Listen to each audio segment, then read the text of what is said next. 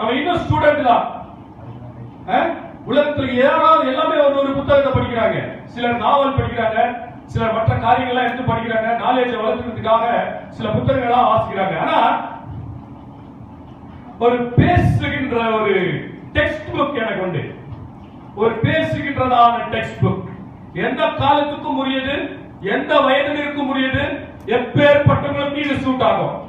1ஆம் வகுப்பு படிக்கிறவனுடைய புத்தகத்தை 2ஆம் வகுப்பு கிளாஸ்ல படிக்கிறவன் அதை யூஸ் பண்ண முடியாது. அதுல இருந்து 8 7ஆம் வகுப்பு இல்லை. ஹalleluya. 5ஆம் வகுப்பு படிக்கிறவனுடைய புத்தகத்தை 10ஆம் வகுப்பு படிக்கிறவன் பயன்படுத்த முடியாது.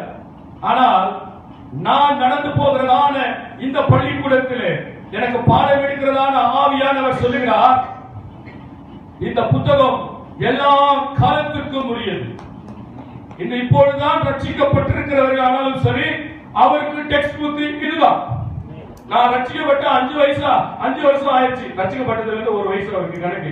5 வயசு ஆனாலும் சரி, இதுதான் எனக்கு டெக்ஸ்ட் புக்.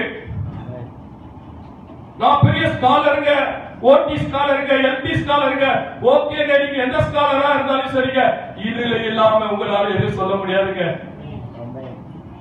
நான் பெரிய தீர்க்கதரிசிங்க, நான் பெரிய ஆளுங்க, நான் பெரிய பைபிள் டீச்சருங்க.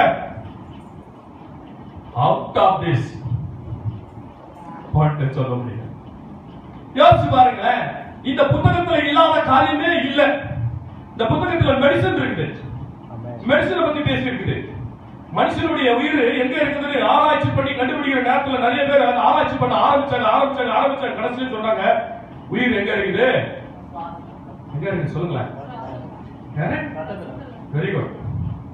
ஆனா ஆண்டவர் சிம்பிளா லேவியராமனுக்கு சொல்லிட்டு போயிட்டே இருந்தார், மாம்சத்தின் உயிரை அது ரத்தத்தோட பூசிக்காத, மாம்சத்தை அது உயிராகிய ரத்தத்தோட பூசிக்காத.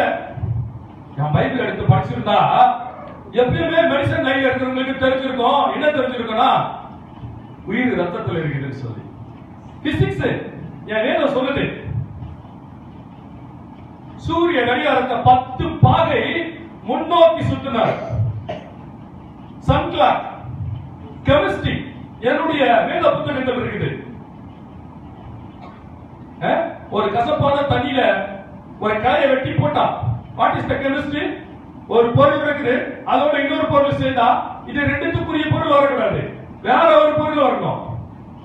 ஹைட்ரஜன் ஆக்சிஜன் போட்டா என்ன ஆகணும்? தண்ணி வரணும். ஆண்டவர் பட்டி காட்டினார், கசப்பான தண்ணியில காயை வெட்டி போடுறா மகனே, வெட்டி போட்டா என்ன வந்துச்சு? ஸ்வீட் வாட்டர் வந்துச்சு.